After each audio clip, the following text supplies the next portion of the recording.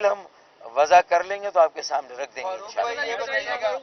یہ بتائیے گا فاروق صاحب کہ دونوں جماعتوں کے مابین مستقبل میں جو ہونے والے جو عام انتخابات ہیں کوئی اتحاد کی بھی بات ہوئی ہے، اس پہ کیا کوئی پیش رفت ہے، اس پہ بھی ذرا روشنی ڈالیے گا سر۔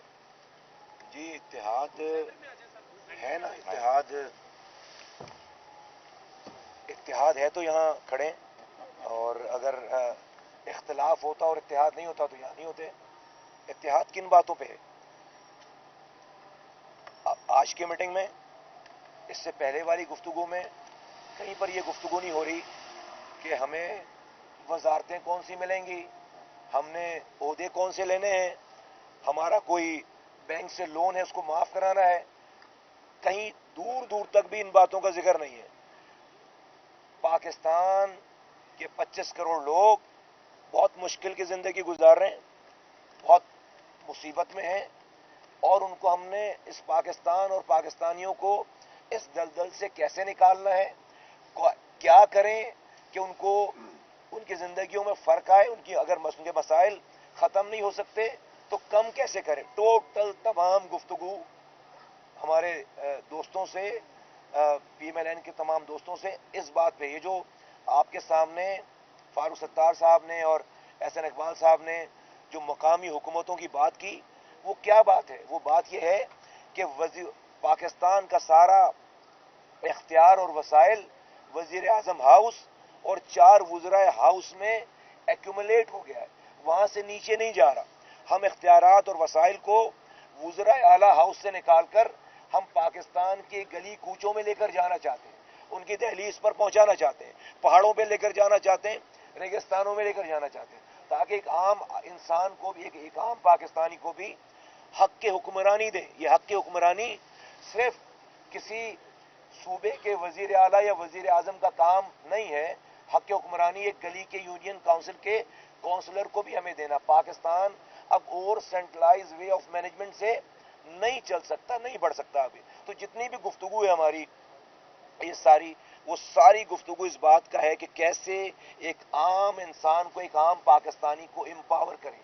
ٹوٹل یہ والی ہمارا اتحاد ہے اس بات میں۔ یہ بتائیے گا کہ کیا عام انتخابات کے حوالے سے کیا شہری اور دیہی علاقوں میں سیٹ ایڈجسٹمنٹ کے اوپر کوئی اتفاق رائے ہوا ہے؟ اس کے اوپر کوئی بات چیت بھی ہوئی ہے یا صرف بلدیاتی نظام کے اوپر ہی آپ کا آج فوکس تھا اور وہ سے آپ اگلے دور میں لے کے جائیں گے؟ اس پہ ذرا بتائیے۔ دیکھیے، جیسے آپ کو میں نے کہا کہ مسلم لیگ نون اور ایم کیو ایم پاکستان نے یہ فیصلہ کیا ہے کہ ہم اگلے انتخابات میں ایک دوسرے کے تعاون سے حصہ لیں گے، اور اس کے لیے ہماری ٹیمز اس وقت قائم ہو چکی ہیں جو مشاورت کر رہی ہیں، اور ہماری کوشش یہی ہوگی کہ ہم ہر حلقے سے ایسے امیدوار کی حمایت کریں جو اس حلقے کو ہمارے لیے جیت سکتا ہے، چاہے وہ ایم کیو ایم کے لیے جیتے، چاہے وہ مسلم لیگ نون کے لیے جیتے، وہ ایک ہی، چاہے وہ جے یو آئی کے لیے جیتے، اے این پی کے لیے، functional Muslim League, G T اے۔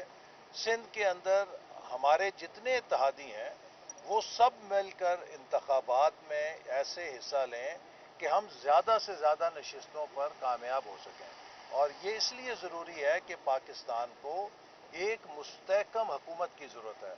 عمران خان جس معاشی دلدل میں اور قرضوں کے جال میں ہمیں پھینک گیا ہے، اگر ہم نے ان سے نکلنا ہے تو ہمیں ایک مضبوط، مستحکم عوامی مینڈیٹ کی ضرورت ہے جو 5 سالوں میں پاکستان کی معیشت کی اصلاح کر سکے، عوام کی مشکلات ختم کر سکے، مہنگائی کو ختم کر سکے، اور ہمارے شہروں میں اور دیہات میں عوام کو بنیادی سہولتیں فراہم کر سکے جس سے ان کا معیار زندگی بہتر ہو۔ اس وقت ایک پاکستان کی تعمیر نو کی تحریک کی ضرورت ہے، اور یہی وجہ ہے، جیسے آپ نے سنا، کہ ہم نے آپس میں کوئی وزارتوں کی یا عہدوں کی بندر بانٹ نہیں کی۔ ہماری تمام تر گفتگو کا محور یہ ہے کہ ہم پاکستان کو اس دلدل سے کیسے نکالیں، اور پاکستان کو کیسے، پاکستان کے اقتدار میں عوام کی شراکت کو کیسے یقینی بنائیں۔ اس وقت جمہوریت جو ہے وہ کل 1200 عہدوں کے گرد 24 کروڑ افراد کی جمہوریت گھومتی ہے، ایم این ایز اور ایم پی ایز۔ ضرورت اس بات کی ہے کہ اس جمہوری نظام میں 2 لاکھ کے قریب لوکل باڈیز کے نمائندوں کو بھی جوڑا جائے تاکہ عوام کو شراکت ملے اور خاص طور پہ نوجوانوں کو موقع ملے کہ وہ جمہوریت کے ذریعے آگے نکل سکیں. کتنی پر امید ہے کہ سندھ میں حکومت بنائی جا سکے؟ کیا جی ڈی اے سمیت باقی جماعتوں سے بھی بات چیت ہو رہی ہے؟ صدر ایک نامزدگی ہوئی ہے بشیر میمن صاحب جب آئے ہیں اس کے بعد ایک کوئی شخص جو ہے پی ایم ایل این جنہوں نے جوائن کی ہے، کئی سوال اٹھ رہے ہیں سندھ میں، اس حوالے سے آپ کیا کہیں گے؟ کوئی ابھی شمولیت ہوئی ہے کچھ دنوں پہلے؟ ابھی میں آپ کو ایک عرض کروں، ابھی اس کو 2 طریقوں سے لیا جا سکتا ہے. ایک تو یہ کہ جب وہ ان کے ساتھ تھا تو ٹھیک تھا، ابھی سوالات پیدا ہو گئے. ایسے ہی ہے، وہ 55 سال کی عمر میں وہ ہمارے ساتھ شامل ہوا.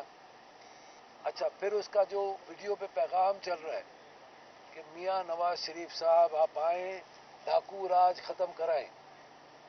وہ کہہ رہا ہے کہ صنعت بڑھائیں، معیشت کو بڑھائیں، ہمیں اسکول دیں، ہمیں کالج دیں. ایک وہ آدمی کہہ رہا ہے جس کے لیے آپ کہہ رہے ہیں کہ سوالات اٹھ رہے ہیں، اس کا ویڈیو بیان ہے، مہربانی کر کے اس کے فیس بک پہ جا کے پڑھ لیں، وہ وائرل بھی ہوا ہے.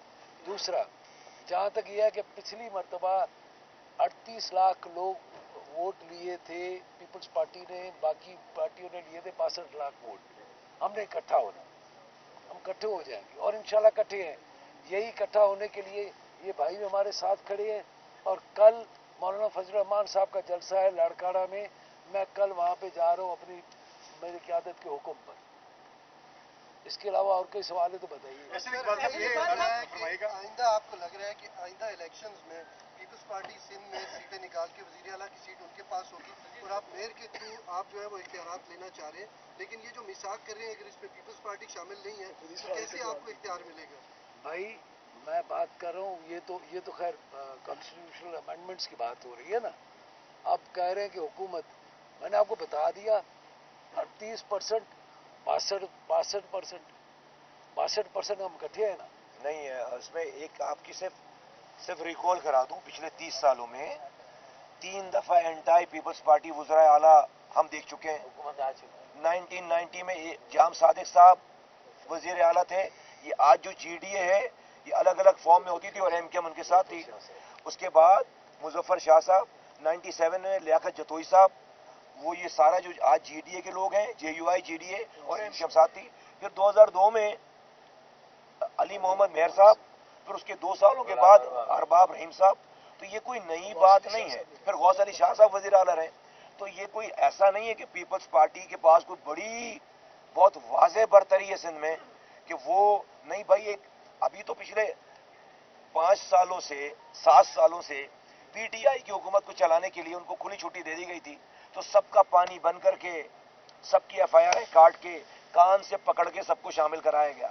اس لیے آپ کو لگتا ہے کہ پیپلز پارٹی کا سندھ میں بڑا، ادروائز 2002 میں، 97 میں، 1990 میں آپ نے وزرائے اعلیٰ دیکھیں. ایم کیو ایم بڑی سیکنڈ لارجسٹ پارٹی ہوتی تھی، دوبارہ ہوگی انشاءاللہ تعالی. اور دوستوں کے ساتھ مل کر ہم حکومت بنائیں گے، اگلی حکومت بنائیں گے انشاءاللہ تعالی. پھر وہ درزی بھی پکڑا گیا جس نے 2018 میں غیر آئینی اور غیر قانونی حلقہ بندیاں جو ہے وہ وہاں کی تھی. جب وہ درزی، وہ ٹیلر پکڑا گیا ہے نا، حلقہ بندیاں صحیح ہوں گی تو اس سے بھی یہ جو مصنوعی اکثریت ہے نا اس کی بھی کلئی کھلے گی. پھر مردم شماری کی بھی درستگی کا آغاز ہو گیا، بازیابی کا. اتنی آبادی جو لاپتہ تھی وہ بازیاب ہو رہی ہے. اس سے بھی کراچی کی 1 قومی اور 3 صوبائی کی سیٹیں بڑی ہیں. تو میرے خیال میں اگر آپ دیکھیں. اچھا اب ایک آخری بات کہ ہمارے درمیان جو مفاہمت ہے، حکومت تو بعد میں بنے گی نا، ہمارے درمیان مفاہمت ہے کہ ہم ایک دوسرے کو کمپلیمنٹ کریں گے، ہم ایک دوسرے سے کمپیٹ نہیں کر رہے. اقبال صاحب ایک کمنٹ یہ کر دیجیے گا کہ آج میاں نواز شریف صاحب کے کیس میں برگت ہوئی، اس حوالے سے دوسرا یہ بتائیے گا کہ ٹاک آف دی ٹاؤن اور آج الیکشن کمیشن میں بھی 2 پٹیشنز آئی ہیں کہ الیکشنز کو ڈیلے کیا جائے، اس قسم کی گفتگو چل رہی ہے. تو اگر بلوچستان سے کیا شہری تو الیکشن ڈیلے کو آپ فورس ہی کر رہے ہیں کہ اس طرح کے کوئی حالات ہیں؟ دیکھیے، سب سے پہلے تو میں اللہ تعالیٰ کا بے حد شکر ادا کرتا ہوں کہ نواز شریف صاحب کو انصاف ملا ہے آپ کو معلوم ہے کہ 2017 میں جو گھناؤنا کھیل کھیلا گیا، خود نواز شریف صاحب کے بدترین دشمنوں نے بھی گواہی دی کہ انہیں جھوٹے مقدمات میں انتقامی بنیادوں پر سزا دے کر انتخابی عمل سے باہر کیا گیا، اور اس سازش کا مقصد ایک اناڑی کو اور نالائق شخص کو مسلط کرنا تھا، اور اس ملک کے چند جنرل اور چند ججز وہ اپنی عقل سے سوچنے کی بجائے اپنی بیگمات اور اپنے بچوں کی عقل سے انہوں نے سوچا اور انہوں نے ملک کا کباڑہ کر دیا۔ اور اللہ کا شکر ہے کہ آج نواز شریف صاحب کو بریت ملی ہے، یہ ان کا حق تھا چونکہ وہ جھوٹے مقدمے تھے۔ اور اس سے پہلے مریم نواز صاحبہ کے جب کیس میں فیصلہ آیا تھا تو اسی وقت تقریباً یہ بات اس سے نظر آتی تھی کہ اس میں یہ چیز واضح ہو گئی تھی کہ نواز شریف صاحب کا کوئی تعلق نہیں ہے ان مقدمات میں، ان ایشوز کے ساتھ جو ان کے خلاف فریم کیے گئے، اور انشاءاللہ مجھے امید ہے کہ دوسرے کیس میں بھی وہ جلد بری ہوں گے، اور اس کے بعد پھر مسلم لیگ نون باقاعدہ اپنی انتخابی مہم کا آغاز کرے گی۔ اور جہاں تک الیکشنز ہیں، ہمارا یہ موقف ہے کہ پاکستان کو فوری طور پہ جلد از جلد ایک منتخب حکومت چاہیے، مستحکم حکومت چاہیے، اور 5 سال کے مینڈیٹ کی حکومت چاہیے تاکہ ہم پاکستان کے معاشی مسائل کو مستقل بنیادوں پہ حل کریں۔ سر لاسٹ والا لے لیجیے، حکومت میں آنے کے بعد کیا آپ اس قسم کی عدالتی اصلاحات کریں گے کہ جیسے میاں صاحب کو اسپیڈی جسٹس ملا ہے، عام آدمی کو بھی اس طرح کا اسپیڈی جسٹس؟ دیکھیے، جو عدالتی اصلاحات ہیں یہ ہمارے منشور کے اندر ٹاپ آف پرائرٹی ہیں، چونکہ ہم سب نے اس عدالتی لیگل سسٹم کا خمیازہ بھگتا ہے کہ جس کو مس یوز کر کے ہمیں جھوٹے مقدمے بنائے گئے، جیلوں میں ڈالا گیا، ہمارے قائد کو بنایا گیا، اور ہم چاہتے ہیں کہ اس طرح کے لوپ ہولز ختم ہونے چاہیے۔ پہلی بات یہ ہے کہ لوگوں کے خلاف اس طرح کے جھوٹے مقدمے بننے کی گنجائش ہی نہیں ہونی چاہیے، اور دوسری بات یہ کہ عام آدمی کو جن کے مقدمے سالوں سال عدالتوں میں پڑے ہیں ان کو فوری انصاف اور سستا انصاف ملنا چاہیے۔